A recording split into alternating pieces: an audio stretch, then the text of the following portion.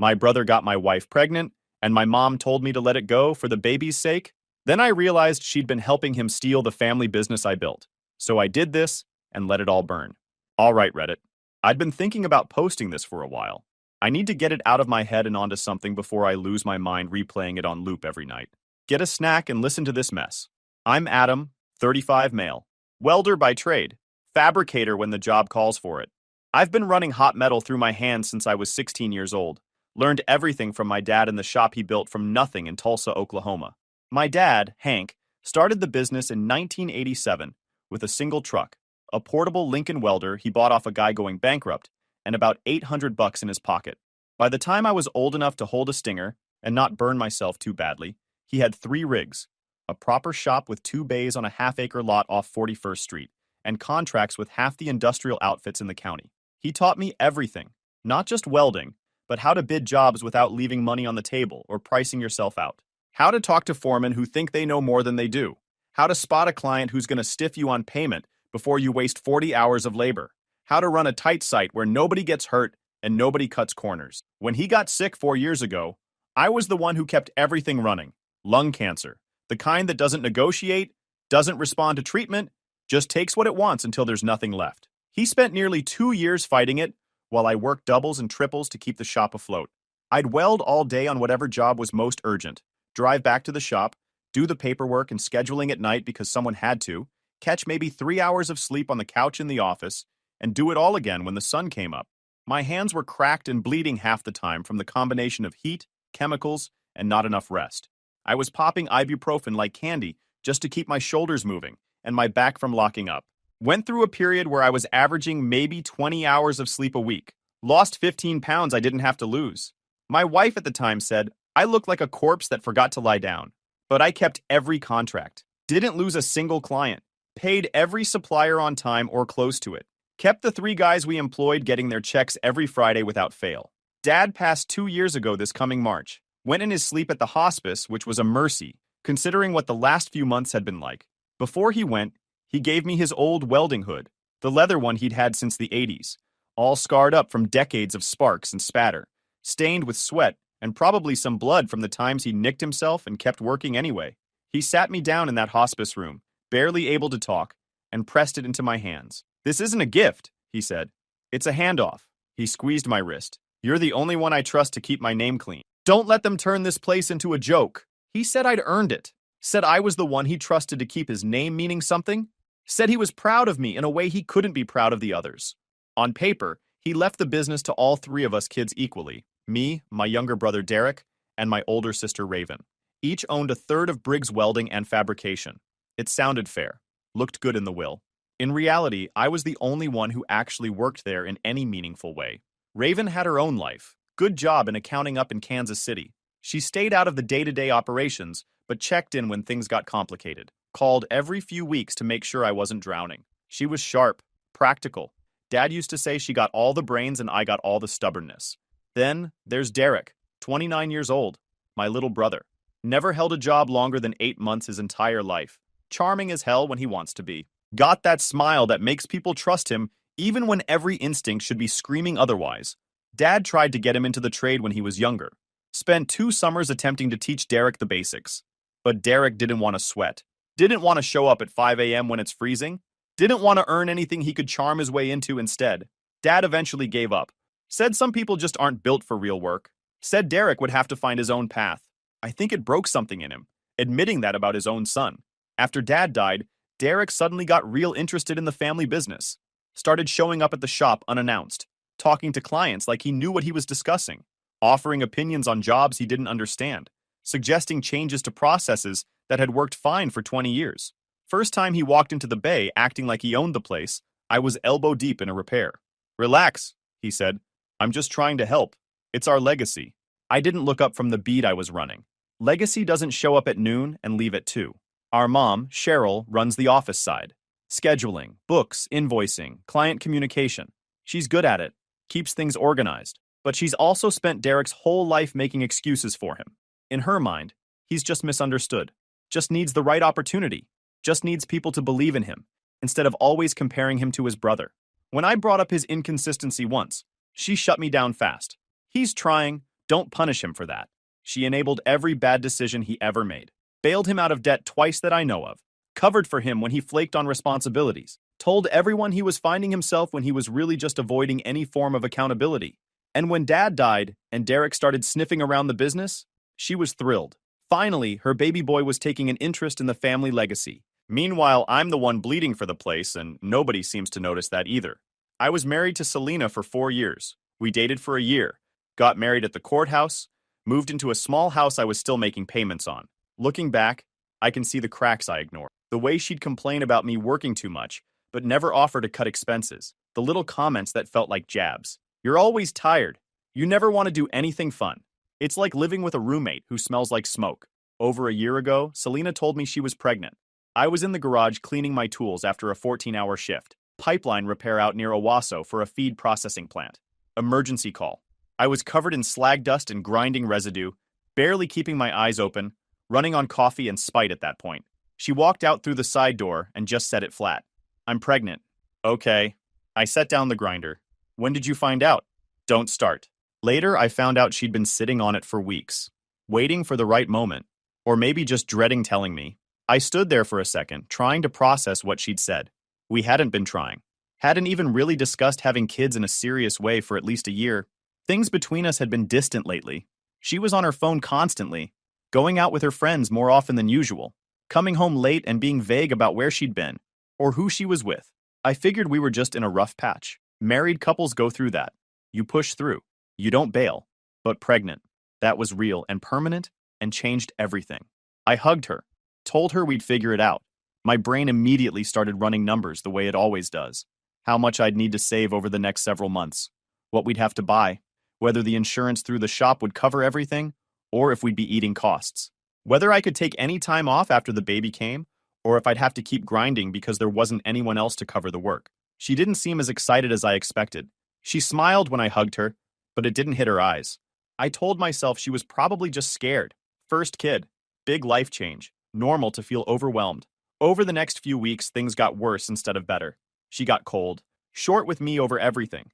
Irritated by my presence in a way she'd never been before. I'd ask how she was feeling, and she'd snap that I was smothering her. I'd give her space and stay out of her way, and she'd accuse me of not caring about her or the baby. Couldn't win either direction I went. Then Derek started coming around the house more often. He'd show up randomly to hang out, watch TV on my couch, eat food out of my fridge. He'd be there when I got home from work, sitting in my living room, laughing with my wife about something I wasn't part of. I'd walk in covered in grime after 10 or 12 hours of actual labor, and they'd both look at me like I was the one interrupting their evening. I told myself I was being paranoid. Derek was my brother. Selena was my wife. They were family now, and families hang out. Nothing weird about your brother-in-law coming by occasionally, but I noticed things I tried to explain away. The way she'd light up when he walked in the door. More energy than she'd shown me in months. The way she'd text constantly, and then put her phone face down the second I walked into the room. The way Derek would make little comments that felt like needles dressed up as jokes. How's the grind going, Adam? Must be nice having someone keeping the house warm while you're out sweating all day. When's the last time you actually took your wife somewhere nice? One night he was feeling bold. Somebody's got to keep her company while you're gone. I stopped chewing, looked at him. Come again. He laughed it off. Selena changed the subject, but I saw his eyes. He meant it. I started sleeping worse, not just from the physical exhaustion of the work, but from the thoughts I couldn't shut off at night. I'd lie in bed at 1 a.m. running scenarios through my head, talking myself out of suspicions, talking myself back into them, going in circles until the alarm went off, and I had to drag myself to another 12-hour shift on 2 hours of broken sleep. The worst part was how Selena started rewriting our history. Little comments designed to make me question my own memory. She'd say things like, "You've always been distant, even at the beginning, and when have you ever prioritized us over that shop?" When I'd push back and remind her of specific times I'd been there for her, she'd get this wounded expression and ask why I was being so defensive, why I was trying to start fights, why I couldn't just admit that I'd been neglecting her for years. "Why are you acting like I did something wrong?" she'd say. She was making me feel crazy for noticing what's right in front of me, making me apologize for having eyes and a memory. I didn't have a name for it at the time. I just knew something was deeply wrong, and every time I tried to address it, I ended up feeling like I was the problem. Derek started showing up for family dinners at Mom's place more often too. He'd always managed to sit next to Selena at the table. Small things that looked innocent if you weren't paying attention. But I was paying attention by then, and I could see the pattern forming even if I didn't want to believe what it actually meant. One night at Mom's, Derek made a comment about how Selena deserved someone who appreciated her. Said it right in front of me while looking directly at her with that smile. Played it off as a joke when I gave him a hard look. Just saying, bro, you're a lucky guy. The grin never left his face, but his eyes were watching me, measuring how much he could get away with. My sister Raven called me one night out of the blue. Just checking in, she said. She asked how I was holding up, and I gave her the usual fine. She didn't buy it, said I sounded like hell. Sounded exhausted in a way that wasn't just about work. I told her things were complicated, but I was handling it. Lot going on with the baby coming and the shop and everything else. She got quiet for a second. Then she said something that stuck with me. She said, Adam, you've been carrying that family since Dad got sick. All of them. Don't let them put you in the ground too. I didn't know what to say to that. Didn't have the words or the energy to explain what I was noticing. So I just told her I'd be all right and ended the call. I wasn't all right. But I didn't know yet how bad things were about to get. We have security cameras at the shop. Basic system I installed 3 years ago after some tools went missing. 4 cameras covering the bays, yard, and office entrance. Footage saves to a hard drive and overwrites every 30 days. About 6 weeks after Selena told me about the pregnancy, I was at the shop late, past 10 at night, finishing up paperwork. Derek was supposed to handle and didn't. I was in the office going through the stack when I decided to pull up the camera footage from earlier that week. No specific reason. Just killing time while I waited for some numbers to add up on a spreadsheet. Clicked around, scrolled back through timestamps. I landed on Tuesday night.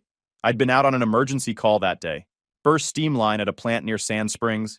Dangerous work. Took me until almost midnight to get it patched and safe. The shop was supposed to be empty while I was gone. It wasn't. I watched Derek's truck pull into the yard around 9 p.m. Then I noticed Selena's car was already parked by the fence. She must have gotten there first. I watched them walk toward the shop together. Derek had his arm around her waist. She was leaning into him, laughing at something. They went inside Bay 2, where we keep the mobile rig trailer and some equipment storage. For about 40 minutes, nothing on the outside cameras. They were inside. When they came back out, she was fixing her hair. He was tucking in his shirt and adjusting his belt. They stood by her car talking for a few minutes. Then they kissed. She drove off. He stood there for a minute watching her go, then got in his truck and left. I sat in that office chair staring at the screen until my vision blurred. My blood was pounding so hard I could feel my pulse in my temples. My hands were shaking, not from fear or sadness, from something uglier, something that wanted to break things and hurt people. I grabbed a length of scrap pipe from the corner of the office and swung it into the filing cabinet next to the desk. The impact dented the side panel and knocked the whole thing sideways. Then I threw the pipe across the room. It hit a shelf and sent a bunch of parts catalogs and binders crashing to the floor. I stood there breathing hard, fists clenched so tight. Then I stopped myself. I made myself stop. Because I've seen what happens when you let that kind of rage drive the bus. You say things that get repeated in court documents. You do things that follow you forever. I've watched guys throw away everything they built because they couldn't walk away from a moment. I wasn't going to be another cautionary tale people whispered about. I saved the footage to a USB drive. Then I sat in my truck in the parking lot until almost 2 a.m., just sitting there in the dark. While the anger burned down to something cold and hard and patient, I didn't go home that night. Slept in the truck at a rest stop off the highway. Told Selena the next morning that I got stuck late on a job and crashed at a motel instead of driving tired. She didn't question it. 2 days later, I called Raven. Told her everything. She just went quiet for a second, processing. Then she said something that probably saved my life. No confronting, no texting. Don't tip them off. I'll get the paperwork moved. I'm coming down this weekend and we're going to figure out how to handle this the right way so they can't twist it around on you. Raven drove down that Saturday morning, 4 hours from Kansas City. Didn't even complain about the drive. That's who she is. When things get serious, she shows up. We met at a diner out near Jenks. I brought my laptop and showed her the footage in my truck, parked in the far corner of the lot where nobody could see the screen. She watched the whole thing without flinching. Didn't look away, didn't make faces, just watched it like she was reviewing evidence in a case. When it ended, she closed the laptop and sat there for a minute. Then she told me this wasn't just about Selena. This was about Derek, about what he'd been doing since Dad died that I was too exhausted and distracted to notice. She pulled out a folder she'd brought, printed documents, email threads, bank statements she'd accessed through her partial ownership rights. As an owner, she had view access to the books, QuickBooks reports, vendor logs, and the bank portal summaries Mom thought nobody checked. Raven had been quietly watching the business books for months, comparing what Mom was reporting against what the actual numbers showed. Things weren't adding up. Money moving in ways that didn't match invoices. Payments to vendors that seemed inflated. Client deposits that sat in weird accounts for too long before hitting the main business checking. Small discrepancies that added up over time. But the document that made my stomach drop was a draft contract. Something Derek had been working on with Mom behind my back. A restructuring agreement for the partnership. If I signed it, I'd be giving up operational control of the shop. I'd become a minority partner in practice even though I still owned a third on paper. Derek would take over day-to-day management. I'd still work there, still weld, but I wouldn't have any say in how things ran. And there was a clause buried in the middle, written in the kind of legal language designed to make your eyes skip over it, that would make me personally liable for any safety violations or quality issues that came up in the next 5 years. Meaning if anything went wrong after Derek took over, I'd be the one holding the bag. My certification, my name, my responsibility for his incompetence. Raven looked at me across the truck cab. This isn't paperwork. It's a noose. I stared at the highlighted clause. He wants the shop and my neck. Raven said Derek had been laying groundwork for this for months. Talking to Mom about how I was overworked and making mistakes. How maybe it was time for fresh leadership. How the business needed someone with new ideas instead of someone stuck in Dad's old ways. Mom believed him because she wanted to. Because Derek was finally showing interest in something productive, and she'd been waiting his whole life for that. I asked Raven why Derek would go this far. Yeah, he was lazy. Yeah, he cut corners and avoided responsibility. But this was calculated. This was vindictive. This was a plan executed over months with the goal of taking everything from me. She reminded me of something I'd tried to forget. Dad's last year, when he knew he wasn't going to beat the cancer. He sat down with each of us separately to talk about the future, what he wanted, what he expected. Derek went in there expecting to be named the successor, the new face of Briggs Welding, the golden boy finally inheriting what he deserved. Instead, Dad told him the truth, that I was the one he trusted, that Derek hadn't earned any of it, that if Derek wanted to be part of the business, he needed to learn from me and prove himself through actual work, not just showing up and smiling. Derek walked out of that conversation and didn't speak to Dad for almost 2 weeks, skipped visits to the hospice, barely showed up to the funeral. He never forgave Dad for that, and he never forgave me for being the one Dad chose. This wasn't just about sleeping with my wife. This was about winning, proving Dad wrong from beyond the grave, taking everything I had because he felt entitled to it. Raven laid out what we needed to do. I couldn't just storm out and quit. If I left without protecting myself legally, they could blame every problem on me afterward. My name was on safety certifications for active jobs. My credentials were attached to contracts in progress. If something went wrong after I was gone, that liability clause or something like it could still be used to come after me. She knew a lawyer in Kansas City who handled business disputes and partnership breakups. Mean guy. Didn't play nice. She was calling him Monday morning. Until then, I had to pretend nothing had changed. Keep showing up. Keep working. Keep smiling at Derek and Selena like I didn't know exactly what they were doing when I wasn't around. That was the hardest part. Going home and looking at her. Watching him show up at the shop and act like my buddy. Keeping my face neutral when every instinct screamed to put him through a wall. But I did it, because Raven was right. If I was going to survive this, I had to do it clean. No outbursts. Just cold, patient preparation while they kept digging their own graves. The truth came out about 3 weeks later. Not through some dramatic confrontation I'd planned. Just the way things naturally fall apart when people get sloppy and comfortable. We had a big job going. Structural repair work on an agricultural processing facility outside Collinsville. Contract was worth around 40 grand if we delivered on time and passed inspection. Good money. The kind of job that keeps the lights on for a few months. Derek had been handling the client communication because he wanted to prove he could land and manage accounts. I was running the actual work on site with 2 of our guys, Jesse and Eddie. Both solid welders. Both knew the difference between Derek's promises and reality. Halfway through the second week of the job, the client's site manager pulled me aside during a break. Big guy named Walter. He said there was a problem with the invoicing. His accounting department had received 2 bills for the same phase of work. Different amounts. Different invoice numbers. One came through our official system, the one Mom managed. The other one came from some email address he didn't recognize, but had Briggs Welding in the name. He wanted to know what was going on. Was this a mistake, a system error, or something else? I told him I'd look into it and get back to him by end of day. But I already knew what it was. Derek was skimming, creating fake invoices for work that was already billed legitimately through the main system and pocketing the difference.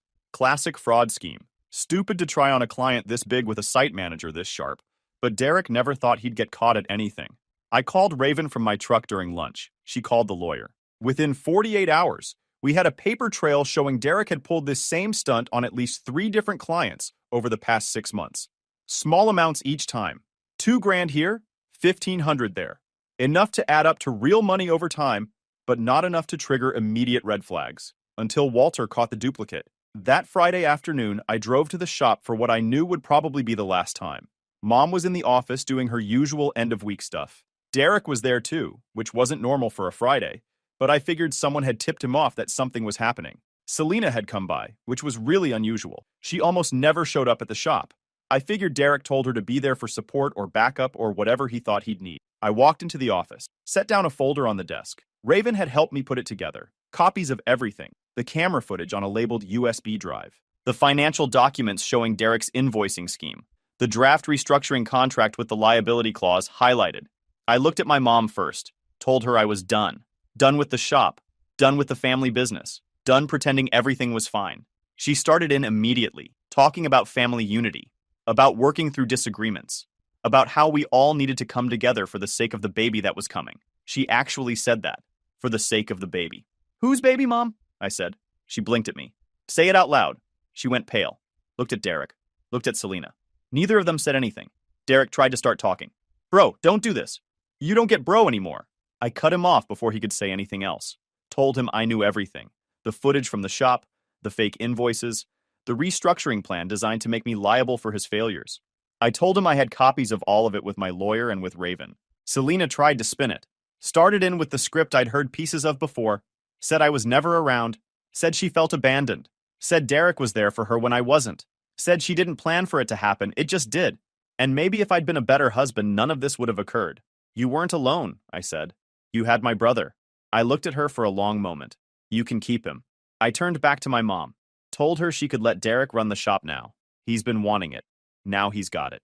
But I was pulling my certifications off every active job, taking my tools, removing my name from any permits, any contracts, any liability. My name was on weld procedures, job sign-offs, and safety paperwork for 3 ongoing contracts. I notified every active client in writing that I was no longer their qualified guy, and nobody gets to use my credentials or signature going forward. You don't get to run reckless under my name. She could find someone else to blame when things started falling apart. She said I was abandoning my family, abandoning my father's legacy. I told her the family abandoned me when they decided I was the sacrifice play, the guy who works until he breaks so everyone else can coast and complain. I walked out the door, didn't slam it, didn't yell, just left. That night, Raven drove down again, brought her truck and a trailer. We spent 5 hours at the shop loading everything that was legally mine, my personal welding machines that I'd bought with my own money before Dad even got sick, my hand tools, my safety gear, the toolbox Dad gave me when I started, his hood from the wall. Raven took photos and videos. Photo, serial, box, move, she kept saying. Made me write up an inventory with serial numbers. You ever miss being scary? I asked her. I never stopped. Around midnight, headlights swept across the yard. Derek's truck. He got out fast, slamming the door, and stormed over looking like he wanted to start something. You can't just take this stuff, he said. This is company property. Raven stepped in front of him, holding up a folder. Every item on this list was purchased by Adam personally. Receipts attached, serial numbers documented. Your mother has a copy. So does our lawyer. She didn't raise her voice. Didn't need to. You can call the cops if you want. They'll tell you the same thing. Or you can go home and let us finish. Derek looked at me over her shoulder. I didn't say anything. Just kept loading boxes. He stood there for maybe 30 seconds. Then he got back in his truck and left. We left a notarized copy with the lawyer and sent one to Mom via certified mail so nobody could claim later that I stole business property. By 2 a.m., my truck and Raven's trailer were loaded. I stood in the empty bay where I'd spent a decade of my life and waited to feel something. Sadness, regret, anger, anything. All I felt was tired. Bone-deep exhaustion that had been building for years. Raven put her hand on my shoulder and said, "Let's go." So I went. The following weeks were lawyers and paperwork and separation agreements. Raven's guy was everything she promised. He carved out my exit in a way that protected me completely. My third of the business value would be paid out over 18 months. Not a fortune, but fair. They made one payment. Then the excuses started. My lawyer filed the moment they missed the second one. The buyout was secured against equipment. If they defaulted, the lien bites. Not overnight, but it puts a boot on their option. More importantly, he made sure I was legally insulated from anything that happened after my departure. any safety violation, any contract disputes, any financial problems. If it blew up, it was on them. I moved Selena's stuff out of the house while she was staying at her sister's place. My lawyer told me exactly what I could do legally, and I did it by the book. Temporary possession, documented property, zero drama they could twist, packed her things into boxes, stacked them on the front lawn, changed the locks. She called screaming threats about lawyers and police. I forwarded everything to my attorney and let him handle the responses. She moved in with Derek within a week. Mom helped them find an apartment. Happy little family unit. I'm sure that lasted about a month before the reality of living with Derek set in. Meanwhile, I started picking up work on my own. Small jobs at first. Repair work for people who knew me from the shop days. Word travels fast in industrial trades. People knew I was the one who actually delivered quality work. They knew Derek was a talker who couldn't back it up. Within 3 months, 4 of the shop's biggest clients had pulled their contracts and moved them to me. I didn't even solicit them. They just called, said they wanted to work with someone reliable, someone who showed up when they said they would, and did what they promised. Mom called me once during this stretch, said the shop was struggling, said they needed my help getting through a rough patch. Maybe we could work something out. You wanted Derek in charge. Call him. Adam, please. I'm not your cleanup crew. She started crying. I hung up. About 7 months after I walked out, a DNA test result arrived in my mailbox. Baby had been born by then. No return address on the envelope, just my name. Inside was one page, 99.9% probability of paternity match between the baby and Derek. I didn't need a lab to tell me what I watched, I said to nobody. I looked at it for maybe a minute, felt nothing. I already knew. This was just paperwork confirming reality. I put it in a file drawer with the rest of the documentation and went back to work. It's been pushing a year since I left. Here's what happened to everyone. Briggs Welding and Fabrication is functionally dead. Not officially closed, but might as well be. After I pulled out, the problems stacked up faster than Derek could make excuses for. He couldn't manage the jobs. Overbid some contracts so badly they lost money even when they finished on time. Underbid others and then tried to cut corners to make up the difference. Promised delivery dates he couldn't meet because he didn't understand how long the actual work takes. Suppliers started demanding cash up front because he kept missing payments. Jesse, one of our old welders, texted me about 3 months in. Said Miller Supply had cut them off completely. COD only, and even that was shaky. He said Derek had tried to charm his way through it on the phone, blamed me for leaving them in a bind. The supply rep apparently cut him off mid-sentence. Said something like, I don't care who's mad at who. Pay the 18 grand or you're done. They lost the account. Jesse quit the next week. The good welders quit because they didn't trust him to run a safe site. Mom burned through savings, trying to keep the lights on. Then came the inspections. I used to handle all the safety compliance, kept everything documented and tight, never had a serious violation in 10 years. 6 months after I left, the shop got hit with 3 citations in 8 weeks, fines, a stop work order on 1 job. I got a call from Walter, the site manager from the Collinsville job, right after the stop work hit.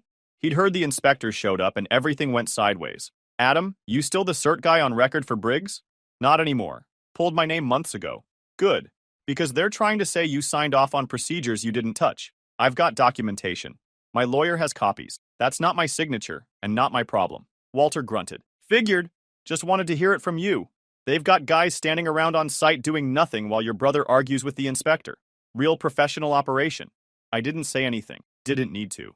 A client sued for breach of contract over delays. Mom called me twice during this period, begging, crying, saying the family needed me, saying I was the only one who could fix it.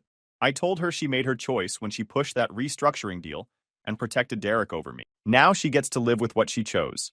Derek bailed before the final collapse. Typical. Once it stopped being fun and started requiring actual work and accountability, he was gone. Last I heard, he moved to Texas chasing some business opportunity a friend supposedly had. Selena went with him. The baby went with her. She tried to come see me before they left. Showed up at my new shop with the kid on her hip. Said things didn't work out how she expected. Said Derek wasn't who she thought he was. Said she'd made mistakes and wanted to talk about the future. I didn't think it would turn out like this, she said. Yeah, that's the theme with you. She held the kid out toward me like that was supposed to change something. He's not mine, I said. And neither is your mess. I told her to leave and not come back. She stood there looking like she expected me to change my mind. I went back to welding. After a few minutes, she left. Haven't seen or heard from her since. Mom doesn't speak to me anymore. Blames me for everything. Says I destroyed the family by refusing to forgive and keep sacrificing. Says I let my father's legacy die because of my pride. Last thing she said to me was, Your father would be ashamed of you. I said, don't use dad like a shield. He'd be ashamed of what you let Derek become. She hung up. Haven't heard from her since. I think about dad sometimes. What he'd say if he could see how it all played out. I think he'd understand. He always knew what Derek was. I run my own outfit now. Adam Briggs Fabrication. Just me and 2 guys I trust completely. We stay busy. Last month we passed QC on a pressure vessel job. Third-party X-ray came back clean. 0 rework. Walter referred us to 2 other facilities in his network. Said he tells people if they want it done right the first time, they call Adam. I kept Dad's hood. It hangs on the wall in my shop where I can see it every day. Reminds me of what he said near the end. That the hardest thing in life isn't the work. It's knowing when to walk away from people who don't value what you give them. Raven calls every Sunday. Last week she sent me a client lead. Friend of hers needs structural work on an expansion. That's what family looks like. No guilt, no conditions, just showing up. The rest of them can figure out their own lives. Guys, we are so close to hit 100,000 subscribers on this channel. If you are not subscribed to the channel, please consider subscribing. It really helps hit that 100,000 mark. Thanks for making this dream come true.